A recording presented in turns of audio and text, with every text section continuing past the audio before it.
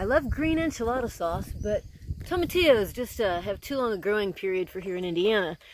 I found a recipe for, just randomly looked up green tomato salsa, and I found a recipe that takes green tomatoes, and I have plenty of them. I'm going to make just a half a batch. Some jalapeños. I thought it might throw a few poblanos in there as well. If it turns out, well, if you're watching this video, it must have turned out. This is the recipe I found for green tomato salsa. I'm going to try to make half a batch here, so 6 medium. Some of these are smaller, so I have more than 6. Green tomatoes, 5 jalapeños. I'm going to use the full amount. I won't use the seeds. Red pepper, that's a small red pepper, so I think that will count for half a red pepper. Usually a big lime like that should be about a 1/4 cup of juice. Don't have any cilantro. That's okay, I don't really like that flavor anyway. I've got the cumin and oregano, salt, and black pepper. I'm not quite sure what to do here. I was going to throw everything in the blender, but I've never blended green tomatoes before. They might be too hard. So now I'm thinking, let's chop everything up kind of coarsely, cook it for 5 minutes, and then blend it. Like what I did, if you watched my the sweet plum sauce, sort of like that. That's what I'm going to try. So here in the saucepan, I've chopped up the onion, the sweet red pepper, the jalapeños without any seeds or fibers, and now I'm chopping up the green tomatoes. And boy, green tomatoes are hard. A little bit soft there in the middle. Really pretty color though. Look at that. You know, just out of curiosity, I've never tasted a green tomato before. Let's put some salt on that. Just a little bit of salt. Okay, let's see how bad it really is. It's going to be bad. And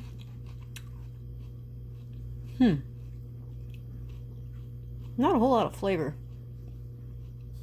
Well, let's give this thing a try. Now you gotta admit that's pretty. Not exactly green, but pink and green. Those are my favorite 2 colors growing up as a kid. Had a polka dot jumper with that. Oh, anyway, I'll throw these in too. And it's time to cook it. I won't add the lime juice. In fact, I don't know if I'll add the other seasonings either until it's blended. No, I think I'll put the salt and pepper. I think I'll put I'll put the salt in it for sure now, and then I'll add the other stuff after it's cooked and blended.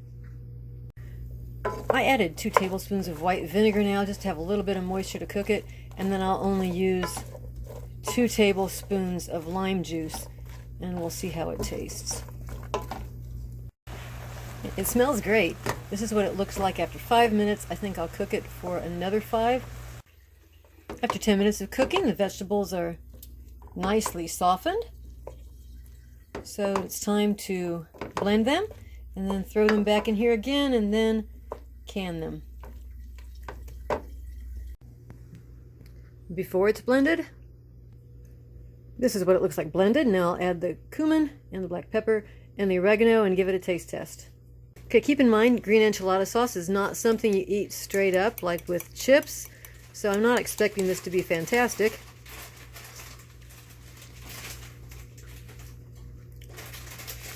Yeah, it tastes like green enchilada sauce. It's a lot hotter than I thought it would be.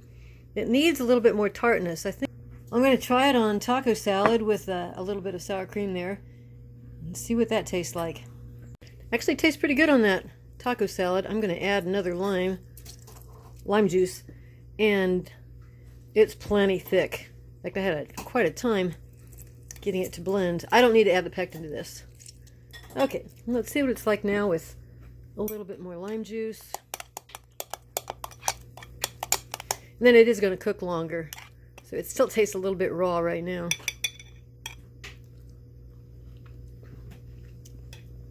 Oh, that's a lot better.